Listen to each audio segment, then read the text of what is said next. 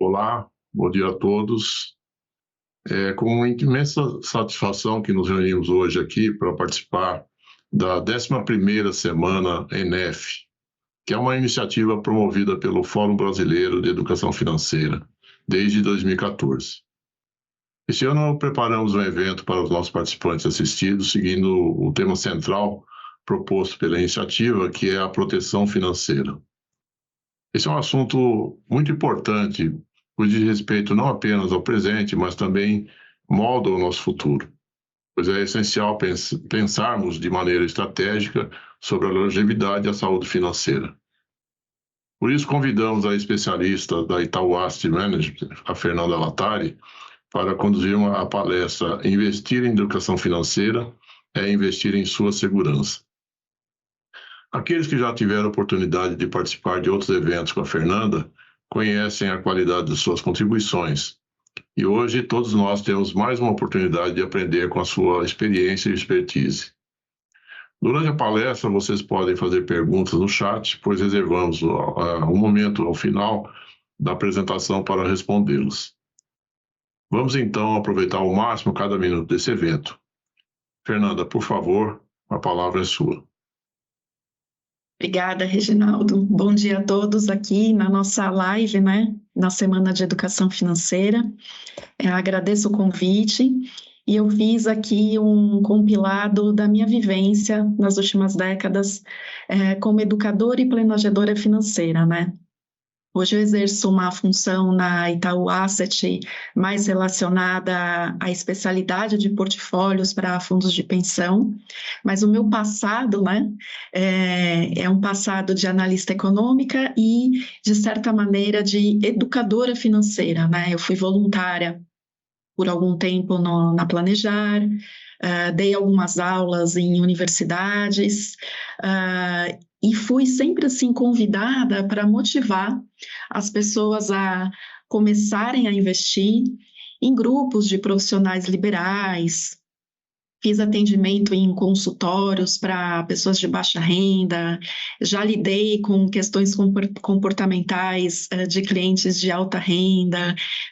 Então, assim, fui buscar nos estudos de psicologia econômica, finanças comportamentais, entender, porque muitas vezes a gente deixa de lado,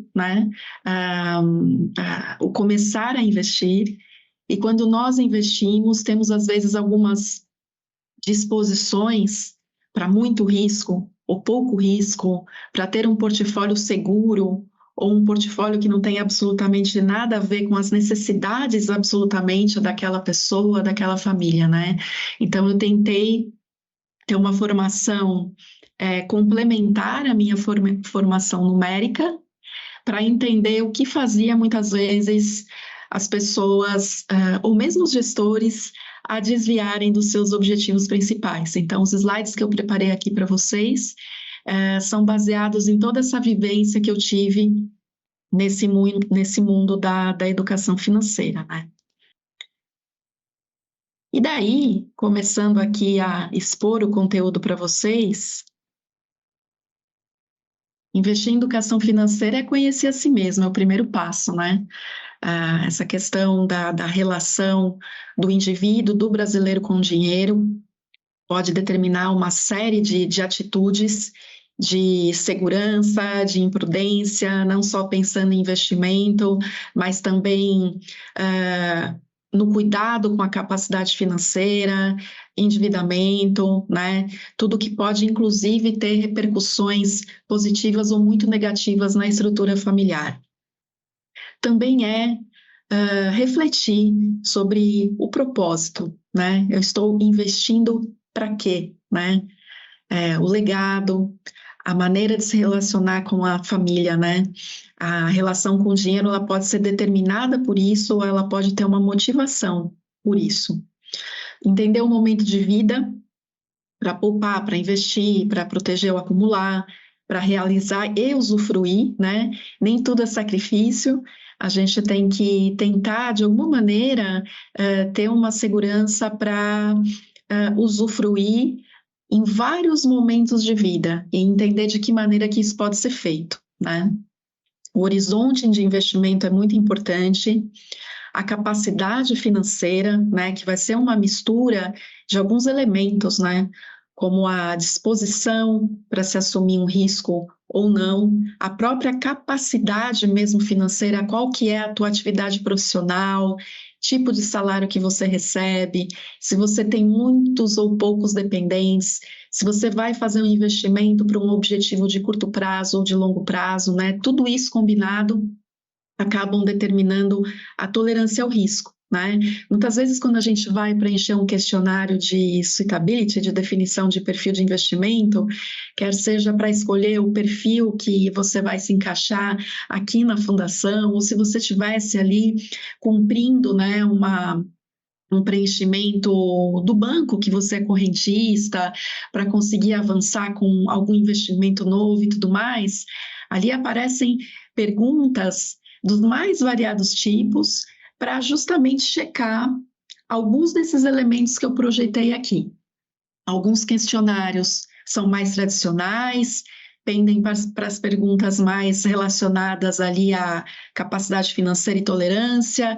Outros questionários vão pender mais para a parte comportamental, mas em algum momento da nossa vida financeira, não importa o objetivo do investimento, a gente vai se deparar com esse tipo de checagem, né, para tentar entender ali o que é mais seguro em termos de combinação de investimentos para a gente, né?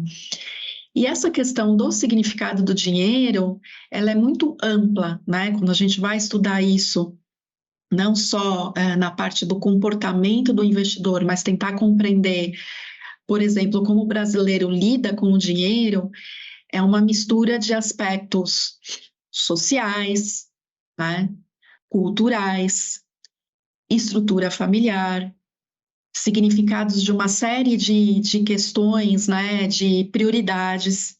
Então, a posição social, se o dinheiro significa poder, ou se ele significa segurança, ou se é uma culpa pelas questões de consumo, se a generosidade tem a ver com o que eu falei inicialmente, de qual é o meu propósito, né?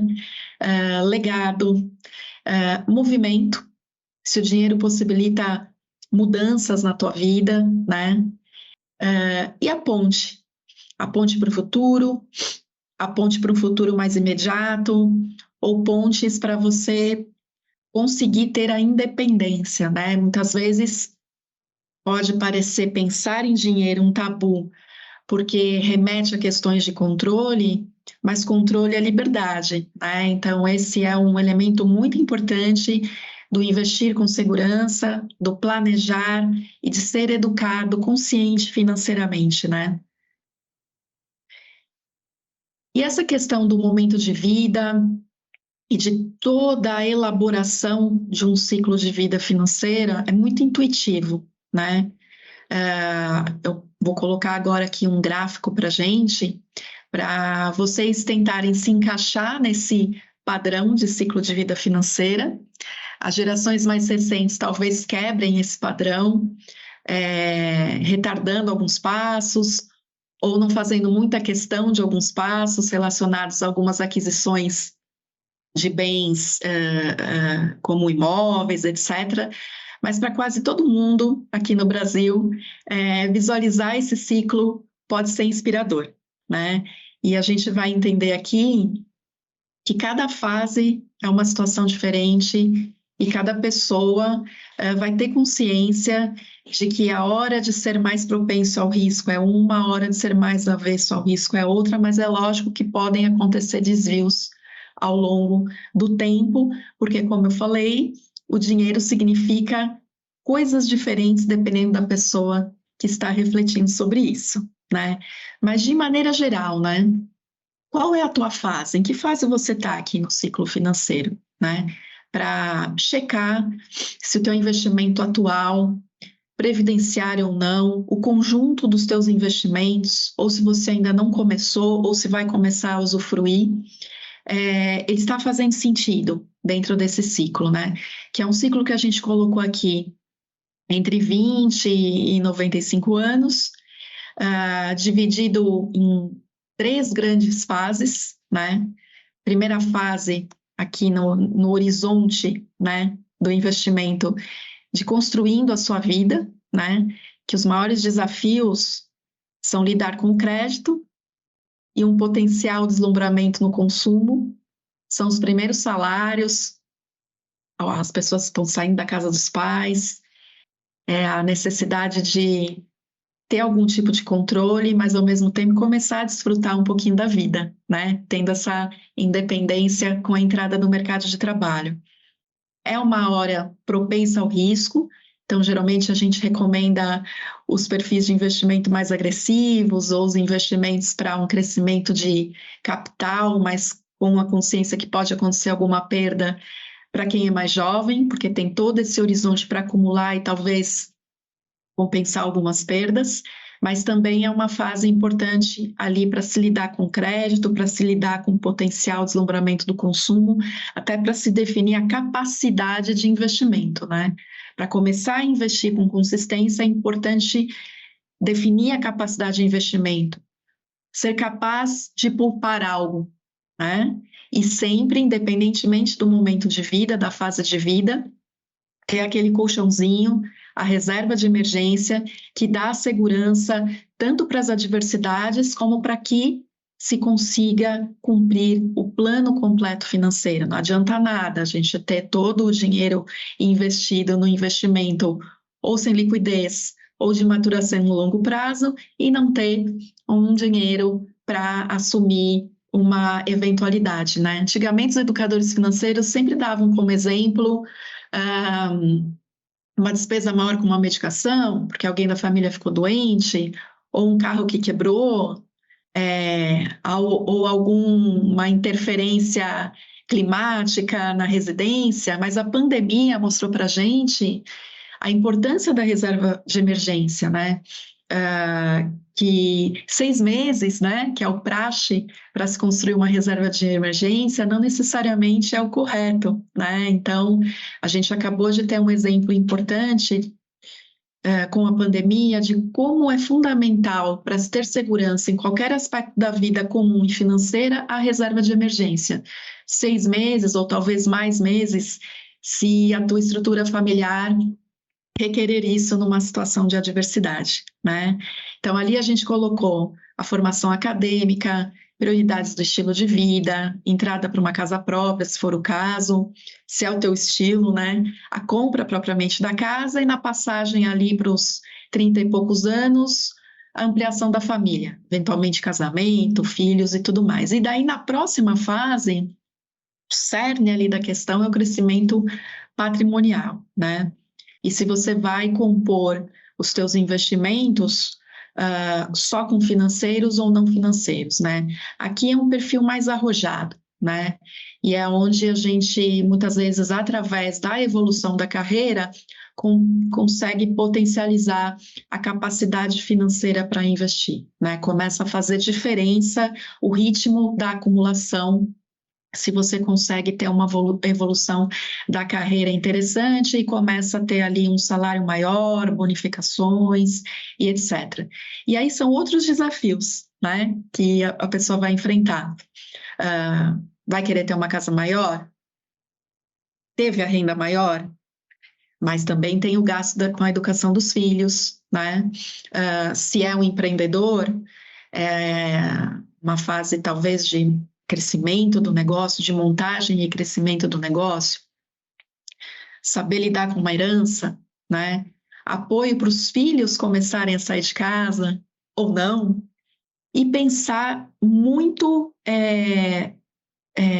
humanamente em como vai ser a transição para a aposentadoria. Aqui eu não estou falando do aspecto apenas financeiro, né? Imaginar o estilo de vida, né? É um momento em que as pessoas elas vão começar a distribuir o tempo delas, né? Com atividades diversas em comparação à atividade profissional. Então, a estrutura de gastos ela muda completamente. Começam a surgir os desafios já da fase de usufruto, que é o peso de um plano médico, se vai ou não para uma casa menor, quais podem ser os menores gastos, com circulação, por exemplo, já que não tem a obrigatoriedade de ir todos os dias para o escritório. A gente já vive isso um pouco, né, nos modelos de trabalho híbrido com home office, mas nessa fase da passagem para o usufruto é mais comum ter que fazer essa reflexão, que pode ser positiva para o balanço financeiro e o legado, né?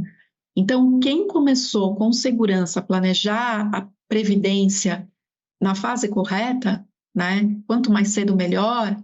Nesse momento da transição, tem menos aspectos, tem menos trade-offs para dar prioridade financeira ou não, né? Dá mais liberdade para fazer a transição para uma vida de atividades diferentes, né? Se você conseguiu construir ao longo do tempo essa tua reserva financeira. E naquela fase é importante ter uma aversão ao risco, né? É investir com a prioridade da proteção de capital, da preservação de capital. Não está totalmente descartado ter um pouco de risco no portfólio, mas é prudente que a maior preocupação seja dar conta dessa fase de usufruto. Se vai deixar legado ou não para a próxima geração também é uma questão muito cultural, social, de desenho familiar e de como você lida com o dinheiro, qual que é o papel do dinheiro para sua família, né? Então, assim, o ciclo de vida financeiro, ele nos ajuda a ter, inclusive, checkpoints, né? Para a gente saber se está seguro no rumo correto do que a gente precisa para ter uma boa vida comum e financeira, né? E o investir em educação financeira nessa parte do conhecer a si mesmo, eu gosto muito dessa questão da capacidade financeira e da tolerância ao risco, para a gente compreender que não basta ter a disposição para assumir risco, é importante entender se você é capaz de dar conta disso tudo, né? E entender quais são os verdadeiros riscos, né? A gente pode achar, a princípio, que poupar é chato, né? É um sinal de egoísmo. Algumas pessoas da família podem te criticar se você tem essa prioridade, né? Essa visão da poupança. Então, poupar pode ser egoísmo, isolamento, risco, frustração e espera, né? Mas se você para pensar, busca a educação financeira, faz algum tipo de reflexão em algum momento da tua vida, o poupar pode ser transformador, né? Você vai poder escolher, ter autonomia, ter segurança, que é o tema aqui da nossa palestra, comandar o futuro, né? Mesma coisa com consumir. Consumir é participar, ser feliz, ganhar uma recompensa, é algo que a gente consegue ter uma satisfação mais imediata, né? Mas por que não transformar o conceito, a ideia, né? O sentimento de consumir em participar, sim, felicidade, sim, mas talvez consumir, dependendo do que você vai consumir, dada a sua capacidade financeira, é arriscar, né? Recompensa, situações imediatas também vão fazer parte ali da abordagem positiva do consumir, mas para pensar se esse consumir não é arriscar, né? Então, a educação financeira consegue fazer a gente ter essa visão dos verdadeiros riscos, do que é poupar, do que é consumir, e tem muito a ver com a capacidade financeira, né? Quando a gente vai para a literatura das finanças comportamentais, é apaixonante esse tema, né? A gente começa também a compreender que as emoções afetam o planejamento financeiro. Muita gente tem medo de errar, então nem começa, é a famosa procrastinação, né? Do investimento com objetivos. Muita gente pode cair em modismos, né? Começa a escutar nas redes sociais, num programa de TV, numa abordagem de um amigo, numa festa familiar, que era óbvio que aquele investimento iria render, onde já se viu ficar preocupada com segurança, se esse investimento rende sempre tantos % ao mês, indefinidamente, né? Será que tem esse churrasco grátis, esse almoço grátis? É tentar entender o que pode parecer estranho antes de simplesmente porque serviu para alguém, e a gente não sabe essencialmente se serviu para aquela pessoa, se vai servir para você, né? Então, muito cuidado com os modismos, as pirâmides financeiras, que não vem escrito ali que é uma pirâmide financeira, né? A gente precisa de uma certa malícia para compreender que quase nunca tem esse almoço grátis, né? Mas assim, o que nós adoramos, né? O alívio de tensão e gratificação imediatos, né? E detestamos perdas e falta. Talvez a perda e a falta a gente só vai sentir muito à frente quando está no investimento de modismo, porque no imediato ele está trazendo algo muito bacana, muito legal, até para a gente contar para a nossa comunidade familiar e financeira que a gente começou algo novo, algo com pouco risco e muito retorno, né? A gente adora desconsiderar a consequência, detesta cenários desconhecidos, incertos, ambíguos, adora acreditar que está tudo bem e que vai continuar assim, adora ganhar, adora validar, né? Tudo que combina com o que a gente acredita, quando vem alguém com uma opinião diferente, ou quando a gente tem que reconhecer um erro, ou ficar de fora de alguma coisa, é muito detestável, né? A gente gosta de ter companhia, inclusive para investir, inclusive para errar, detesta considerar o longo prazo, né? E a gente adora também ser aceito, sentir que pertence e detesta pensar e tomar decisões. Eu não estou dizendo que as pessoas elas têm preguiça, não é isso. Ou que são incapazes, também não é isso.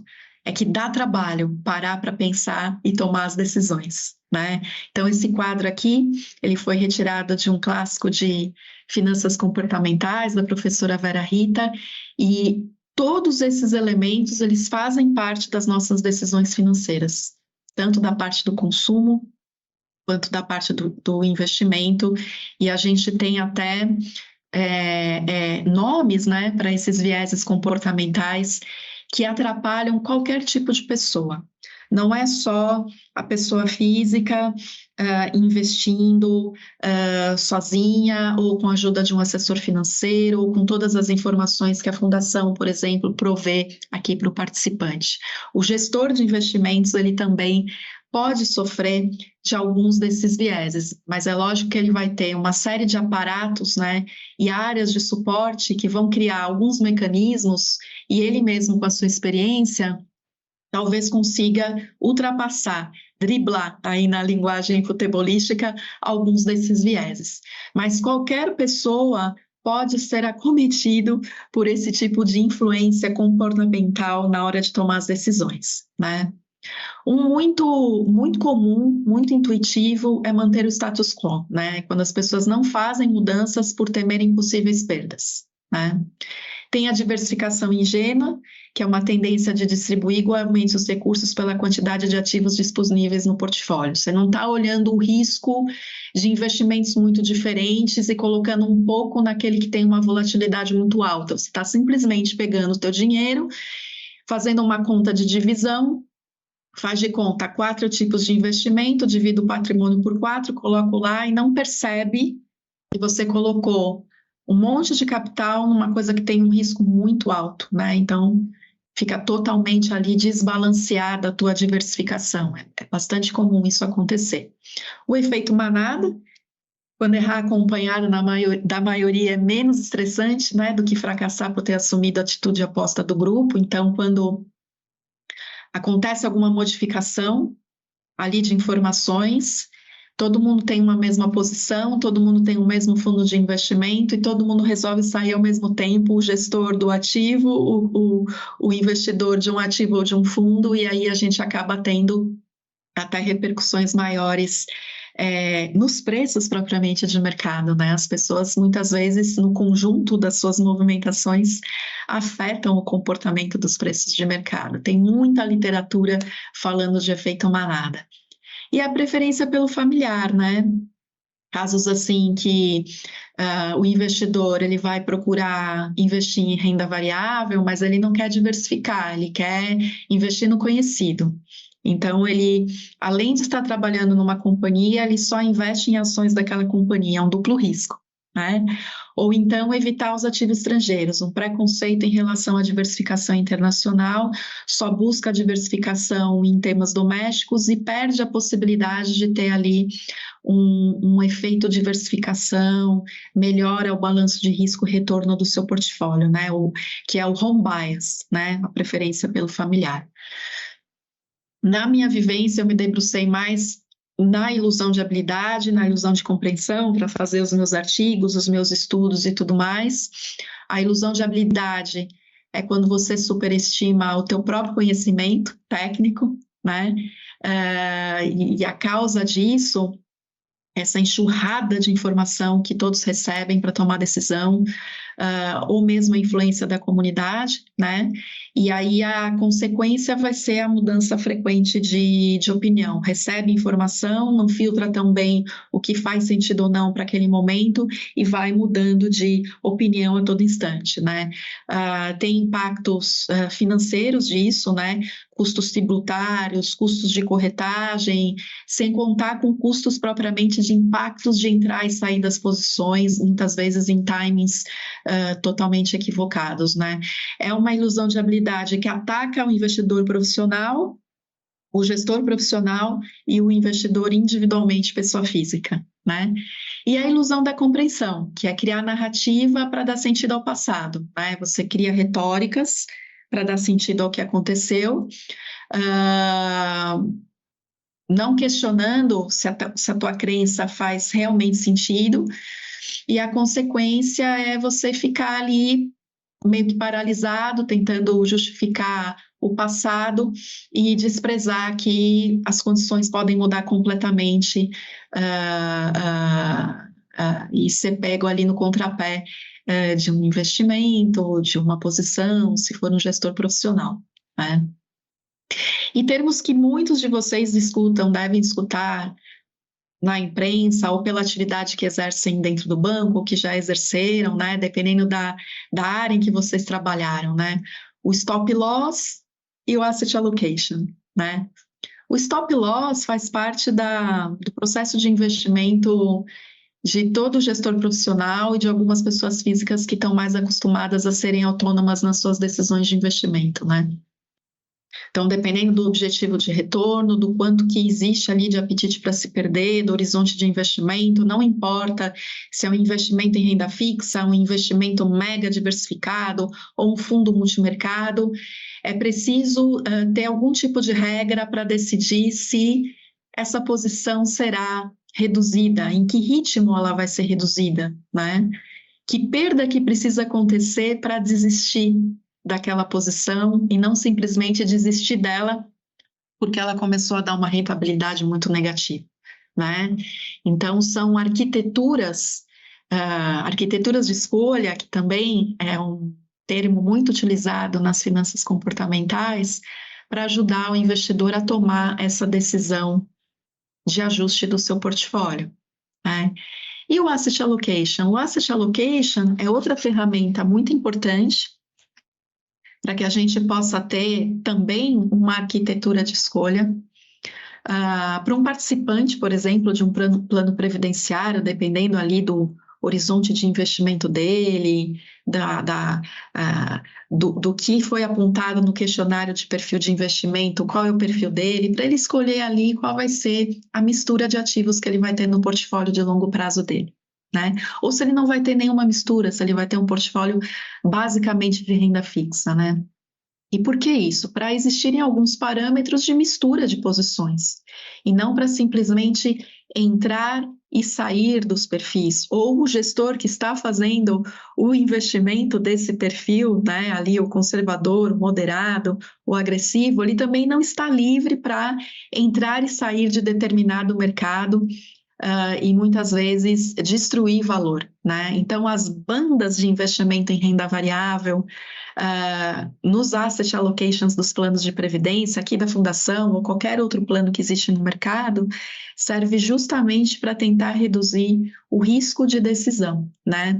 E aí eu gosto sempre de mostrar essa brincadeira, entre aspas, mas é um cálculo aqui bem legal, que um colega meu da equipe de portfólios Specialist apresenta para falar do problema da hiperatividade, né, do investimento em renda variável, é tentar imaginar essas situações extremas, né?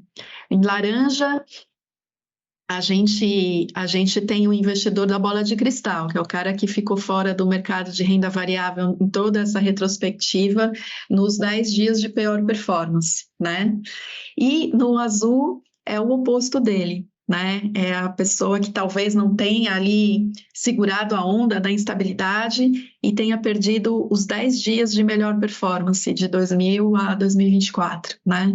E tem o investidor do meio, que é o investidor que, de alguma maneira, ele está posicionado sempre em RV no longo prazo, amparado por algum tipo de asset allocation profissional ou pessoal.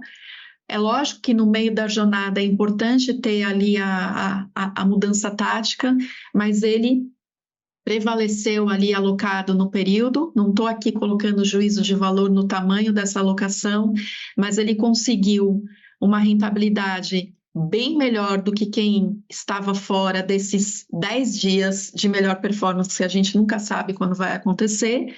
É lógico que ele não está bombando que nem o investidor da bola de cristal, mas ele está agregando ali desempenho por ter, de alguma maneira, com alguma arquitetura de escolha, ter segurado o problema da hiperatividade nos investimentos, né?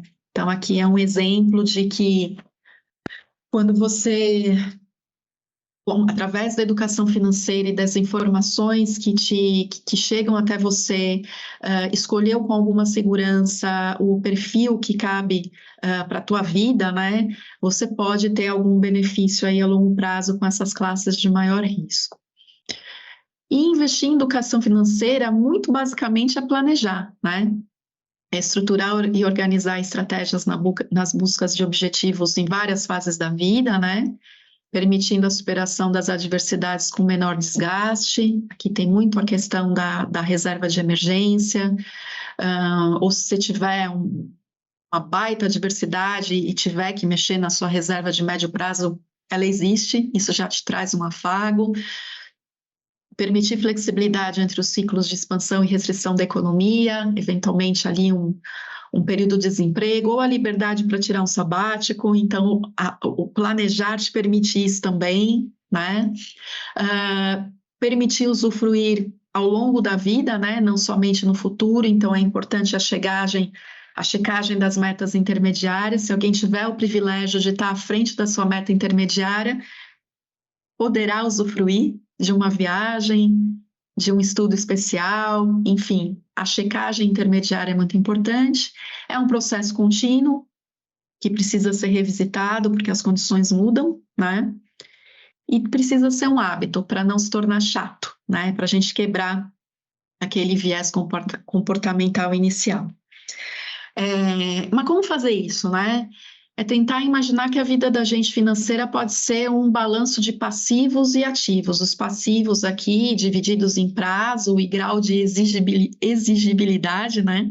Então, ter claro o que é curto prazo, longo prazo, necessidade e desejo, né? E no caso, materialmente, de exemplos do que é cada quadrantezinho assim desse gráfico, né? Então, no curto prazo, uma necessidade é a reserva de emergência, no longo prazo é uma aposentadoria, a faculdade do filho, poupar para isso, né? E desejo de curto prazo, exemplo, trocar de carro, de viagem, eu posso, eu tenho, essas perguntas, né? E o de longo prazo pode vir a ser o trocar de carro e um imóvel, né? Então, são exemplos simples aqui do que seriam os nossos passivos e aqui os ativos, né? Necessidade imediata é garantir um montante de recurso investido em ativo líquido de baixo risco. A necessidade futuro, tudo aquilo que tem uma visão de longo prazo, e o longo prazo é diferente para cada um aqui que está vendo a palestra, mas a necessidade imediata é uma situação comum a todos.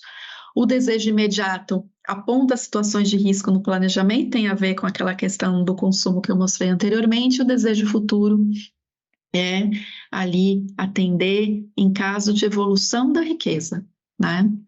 Então, são as visões do lado aí do ativo das pessoas, porque é tudo conectado, né? Se falhar alguma coisa do lado ali dos ativos, ou se eu tiver muitos passivos além do que eu imaginei ter um dia na vida, começa a gerar estresse financeiro, familiar, compromete produtividade, vira aquela bola de neve em que todos esses problemas se misturam. Precisamos falar de dinheiro com a gente mesmo e com a família, né?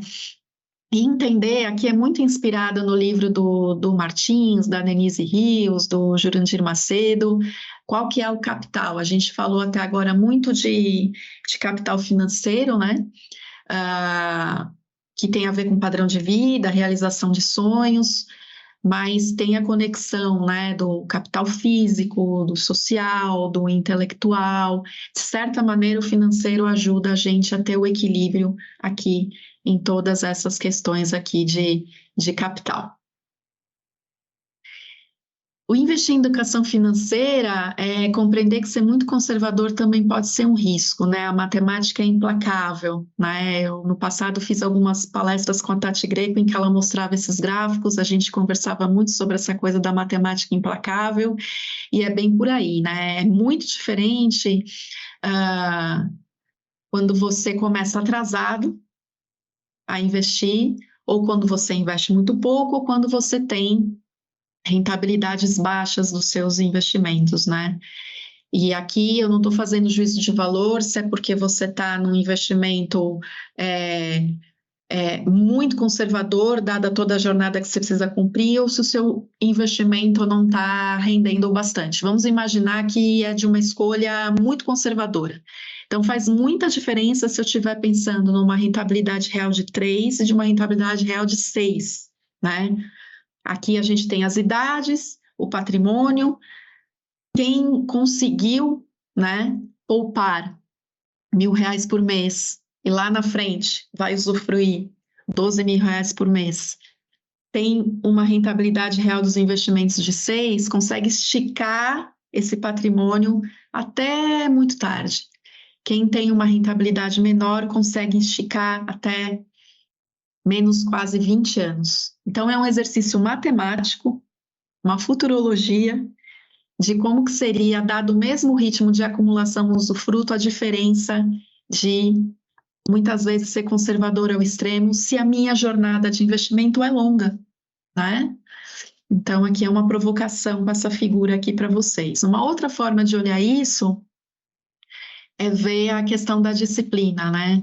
Se você tem um portfólio com rendimento real a 3 no longo prazo, o efeito da dual disciplina de poupar é muito mais importante do que o efeito da multiplicação pelo rendimento de quem está alocado a 6, né? Então, para quem consegue um rendimento real a 6, a multiplicação pelo efeito de juros é maior para determinar a composição desse patrimônio. Mas no outro caso, o teu papel na tua poupança acaba sendo mais importante, né? Falamos do excesso de conservadorismo e falamos da questão do tempo, que esse aqui é um recado que a gente tem que se dar quando a gente fica angustiado se o investimento oscilar muito. De propósito, peguei os investimentos de renda fixa, né? E aqui a gente tem o CDI, o IMAB5, que são NTNBs com vencimento até 5 anos, o IMAB5+, que são as NTNBs com vencimentos bem longos, né? Isso oscila. Então, se a gente olhar em janela de 12 meses, dá uma sensação estranha olhar para essa curva azul das NTNBs longas, né? Que é um investimento de reposição de poder de compra, ganho de capital, tem tudo a ver com o horizonte previdenciário, mas assusta, né?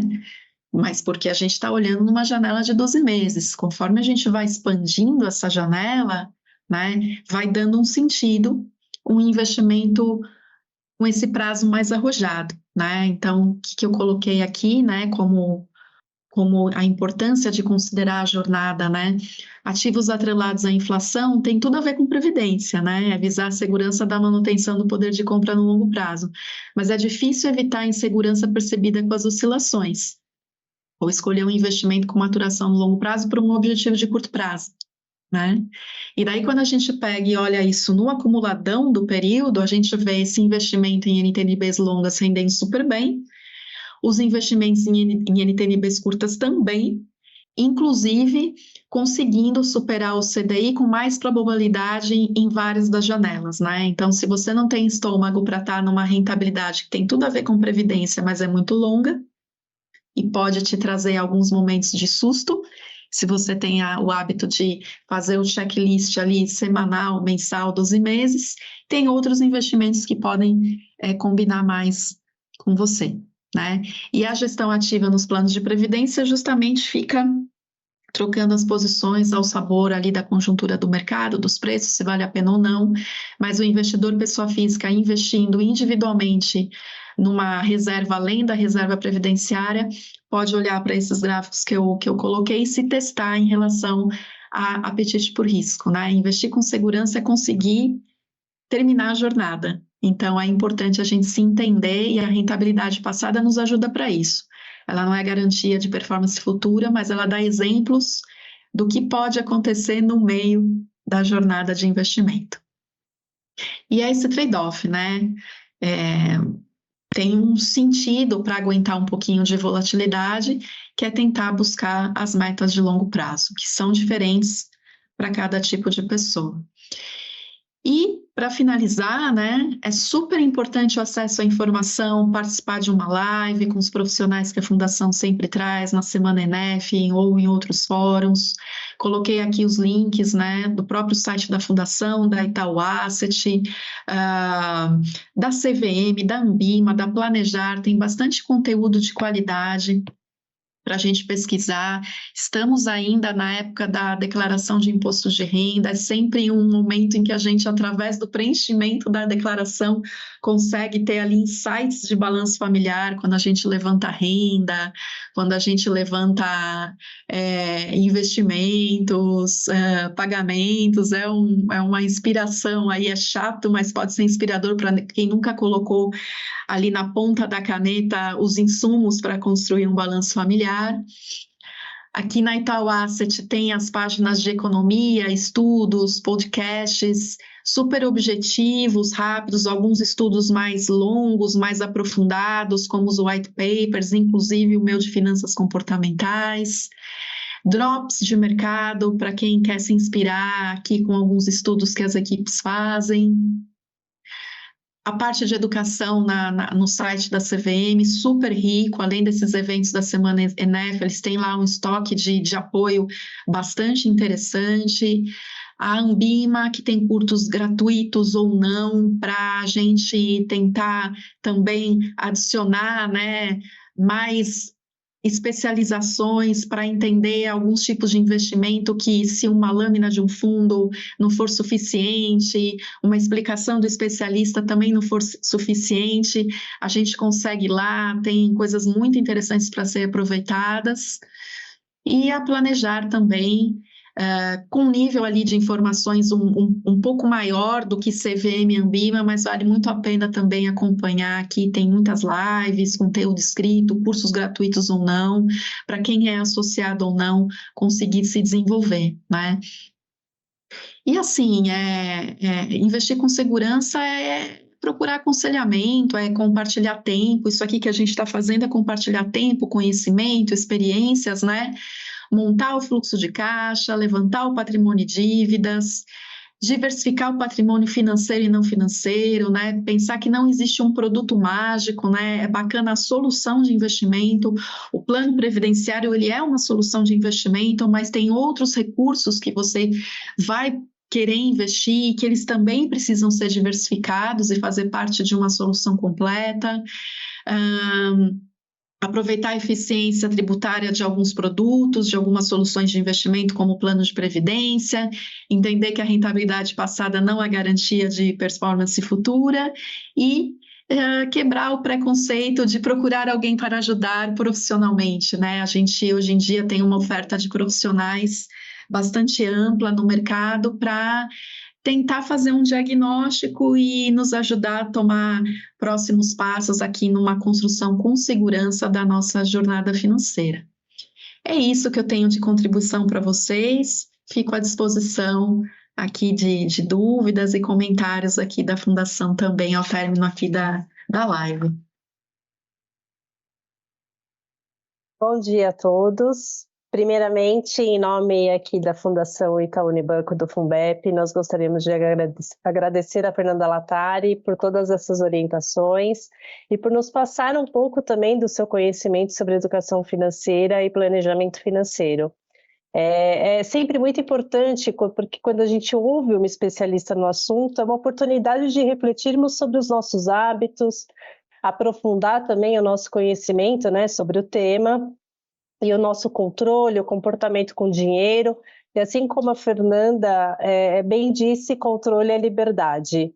E por isso a Fundação Itaú Unibanco, o Funbep, a gente considera sempre de extrema importância o aprimoramento de todas as ações de educação financeira e previdenciária, tanto para os nossos participantes, assistidos e inclusive funcionários que estão aqui também com a gente nessa live. E assim como essa ação que está sendo promovida hoje, participando aqui da Semana ENEF, diversas ações elas têm sido desenvolvidas com o objetivo sempre de informar, orientar e conscientizar com relação a temas como o uso consciente do dinheiro e a importância da formação da poupança individual. E em todas essas ações, nós sempre procuramos reforçar 5 aspectos que até inclusive a Fernanda ela colocou muito bem aqui para nós. Prazo do investimento, o nível de conhecimento e investimentos, o objetivo de vida, tolerância e capacidade ao risco. Então, em todas as nossas ações, sempre estes temas estão sendo analisados. Então, não deixe de entrar em nosso website para acompanhar todo o nosso projeto de educação financeira, porque lá nós temos pílulas de conhecimento, artigos informativos, vídeos, é bem rico de novidades que ocorrem ao longo de todo o ano. E nós pedimos agora, antes de entrar nas perguntas, nós temos ainda alguns minutinhos, vamos fazer algumas perguntas que nós recebemos, mas não esqueçam de responder a pesquisa de satisfação no final do evento, por favor. E Fernanda, nós gostaríamos de te fazer uma primeira pergunta que veio do Gustavo, que é como eu posso ajustar a minha capacidade de risco ao longo do tempo? Claro, Gustavo, ótima pergunta. Uma das maneiras é você preencher de tempos em tempos o questionário de suitability disponibilizado pela Fundação ou no banco que você é correntista ou na corretora, né? Como eu disse ali na live, cada questionário é construído de uma maneira diferente, mas todos têm o mesmo objetivo. É uma maneira de você ir se medindo ao longo do tempo, da mesma maneira, ver se você está conseguindo uma acumulação ao longo do seu tempo, constatando ali no acompanhamento dos teus investimentos, ou se você passou por algum evento não esperado no meio do caminho, né? Se você acabou tendo que buscar mais de alguma das tuas reservas para honrar algum passivo, ou se de repente você recebeu uma herança, ou se você passou por um evento de divórcio, seu patrimônio foi reorganizado. Então, tem esses eventos extremos, mas tem a questão mais rotineira da tua vida, que é você entender se o ritmo de crescimento da tua reserva está ok, se você é jovem na jornada financeira e não estiver ok, você pode vir a incrementar um pouco o risco, ou se você já está mais amadurecido na tua reserva financeira, é a hora de calibrar para menos esse apetite por risco.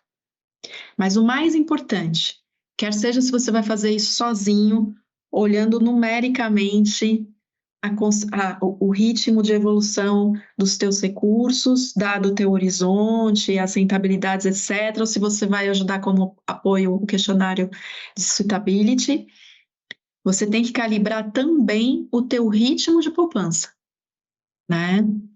Num dos últimos eventos que a Fundação fez, ela convidou o Martim Iglesias, e ele tem aquela regrinha de apoio do 1369, né? tentar se enxergar dentro daquela regrinha e talvez o teu problema nem seja tanto uma questão de apetite por risco, preservação de capital ou colocar mais risco no portfólio, seja o ritmo da tua poupança, né? Então, tem várias maneiras de você ajustar. Tem o lado do risco, tem o lado da poupança e algumas ferramentinhas disponíveis podem te ajudar a fazer o checklist no meio da jornada de investimento. Fora o planejador financeiro profissional, se você quiser ter esse suporte mais especializado. Obrigada, Fernanda. Agora nós temos outra pergunta que é do Carlos. Quais os perigos de investir além da minha capacidade ao risco? Acho que o maior perigo é você desistir.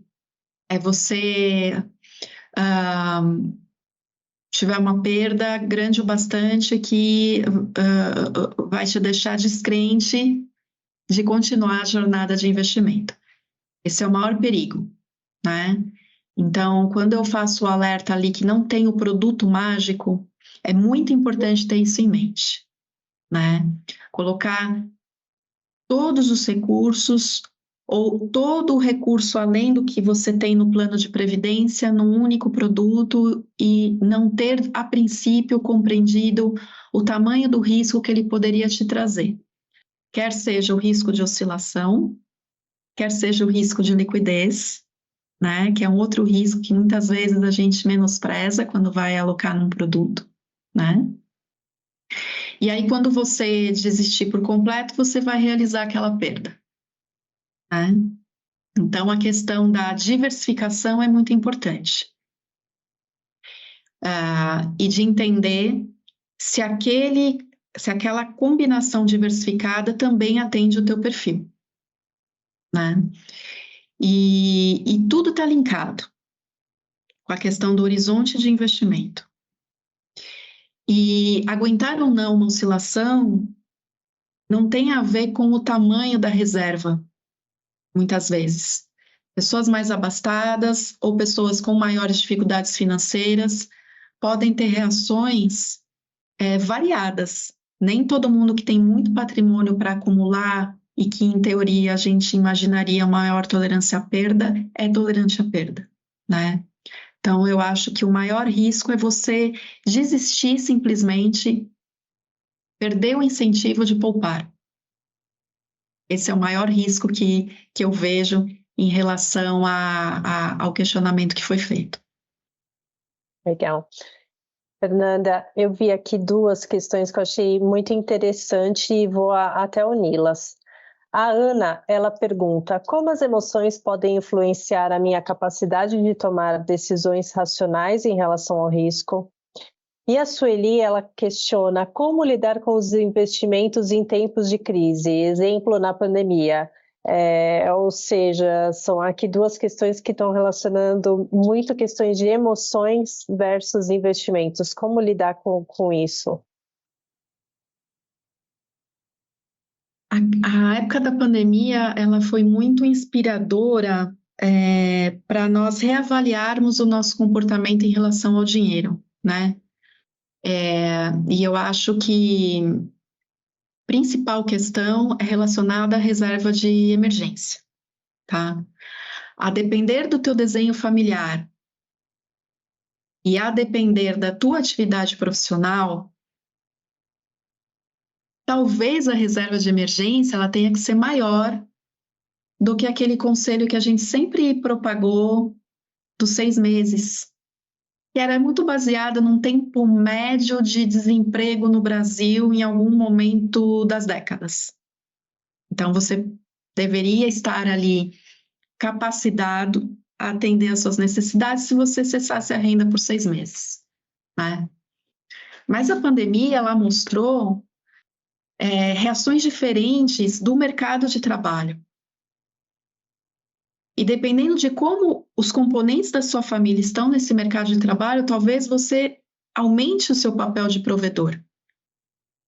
Então, acho que um dos legados financeiros de educação da pandemia é relacionado à segurança e relacionado à reserva de emergência. Pode ser que ela tenha que ser maior, mas ela continua tendo que ser investida em algo líquido e conservador, tá? E em relação às diversificações, aquela parte da reserva para crescimento de patrimônio ou mesmo da reserva previdenciária, é entender que aqueles solavancos de rentabilidade não necessariamente são finais, são ali determinados sem possibilidade de recuperação. Mesmo que você desista de estar num perfil agressivo, num perfil moderado e queira ir para um perfil conservador ou ultraconservador, essa opção precisa ser consciente e se o mercado recuperar, você realizou uma grande perda. Se for consciente, você vai fazer essa migração, vida que segue. Mas se não for consciente e você tinha horizonte para assumir risco, você vai verificar que foi uma decisão exacerbada, tá? Então, no caso do investimento, que não é produto, que é serviço financeiro, que é diversificação com uma sofisticação de asset allocation, que tem o gestor profissional por trás, etc., é tentar entender que ele ali vai tomar as melhores decisões e que ele mesmo vai calibrar o risco do portfólio. Tá? Mas se a decisão for mudar drasticamente o perfil de risco, ter a ciência que se o mercado se recupera, como aconteceu na pandemia, você pode ter realizado uma grande perda. Tá? Então, essa é a questão relacionada às vivências da pandemia, né? Tinha mais uma outra. Qual que era, Tati? As questões também de como as emoções podem influenciar. Sim. As emoções afetam o tempo inteiro. O simples fato de não querer começar, de não aderir ao plano de previdência, ou de não ter a reserva de emergência, ou de não ter uma outra reserva para crescimento de patrimônio, se sobrou ali do balanço familiar, a procrastinação, né? O manter o status quo já é um viés comportamental, né? E qual que é a perda, né, embutida ali na questão do status quo, por exemplo? Se eu vou começar a investir, eu vou deixar de consumir algo, né? Então, a emoção, ela afeta muito também as outras questões que eu coloquei para a pergunta relacionada à pandemia, né? Do risco, o tempo todo. Quando eu fiz o white paper do peso das emoções no planejamento financeiro, que está lá no site da Asset, eu fiz um anexo que eu acho que tinha uns 50 vieses comportamentais. Então, tem vários vieses que nos afetam. Eu brinco com esse do status quo porque é primordial aqui na nossa conversa, né? Que é o primeiro passo. É o primeiro passo para começar a investir, porque o atraso e um investimento baixo, ele pode ser até mais comprometedor lá na frente do que simplesmente a rentabilidade. A rentabilidade é super importante, mas desde que eu tenha começado e que tenha engrenado ali uma velocidade de aportes e de dinheirinho separado para crescer. Fernanda, aproveitando esse gancho de começar a investir, algumas pessoas estão nos questionando se você recomenda, indica algum livro ou autor em educação financeira, porque aqui nós vimos vários sites, vários cursos, mas o pessoal, eles gostaram e estão questionando aqui sobre livros. Você Claro. indica? Indico, assim, vou indicar o meu colega Martin Iglesias. Ele tem esse livro com a Denise Rios e com o Jurandir Macedo sobre os hábitos, né? Os hábitos financeiros. É muito inspirador, porque eles vão além dessa parte numérica, eles falam muito sobre comportamento. É bem gostoso de se ler. Vi que recentemente ele vai lançar um de arquiteturas de escolha, também eu recomendaria. Os livros do Gustavo Cerbasi são muito interessantes, desde os primeiros que ele fez, depois ele evoluiu para finanças de casais, agora ele tem alguns cursos, mas os livros dele, do início da carreira, são muito inspiradores. E para quem quiser se debruçar mais profundamente nessa parte das finanças comportamentais, né? Que uma coisa é a educação financeira. Então, eu acho que essa parte que eu falei do Martim, do Gustavo Cerbasi, dão super conta disso aí. Para quem quiser se debruçar nas finanças comportamentais, eu posso até depois deixar com vocês vários livros muito legais de escritores estrangeiros, alguns nacionais, que valem a pena dar uma olhada, sim. Mas a lista é muito extensa, né? Para começar de educação financeira, os clássicos do Gustavo e dos colegas aí do Martim, eu acho que é bem bacana. Legal, obrigada, Fernanda. E agora nós já estamos aqui com o tempo chegando ao final, né? Vamos encerrar as questões, mas nós gostaríamos de lembrar a todos que estão nos assistindo que esse vídeo, o vídeo aqui do evento, ele estará disponível em 2 dias úteis em nosso site institucional. Então, vocês conseguirão verificar todos os cursos, tudo que a Fernanda aqui colocou para conseguir seguir aí o seu planejamento. E agora eu passo a palavra para o Reginaldo, nosso diretor-presidente, que vai encerrar a nossa live. Olá. Obrigado, Tati, obrigado, Fernanda. Acho que foi uma palestra bastante interessante, né? E provocativa também. A Fernanda sempre traz aí grandes contribuições. Então, estamos chegando aqui ao fim de mais um evento para esse tema que é muito relevante para a nossa vida, né? Como um todo. Então, eu quero agradecer aqui a presença aí de cada um que pôde aqui estar conosco, a Fernanda, a nossa palestrante, a nossa equipe que participou aí da organização para tornar esse evento possível, né? É importante aí para que os que participaram aqui responder a nossa pesquisa de satisfação, porque é uma avaliação importante para a gente aperfeiçoar aí os nossos eventos futuros também. E que as lições que aprendemos hoje possam ser aplicadas aí nas nossas vidas, fortalecendo aí a nossa saúde financeira e previdenciária. Então, muito obrigado a todos, um bom dia e até um próximo evento. Até logo.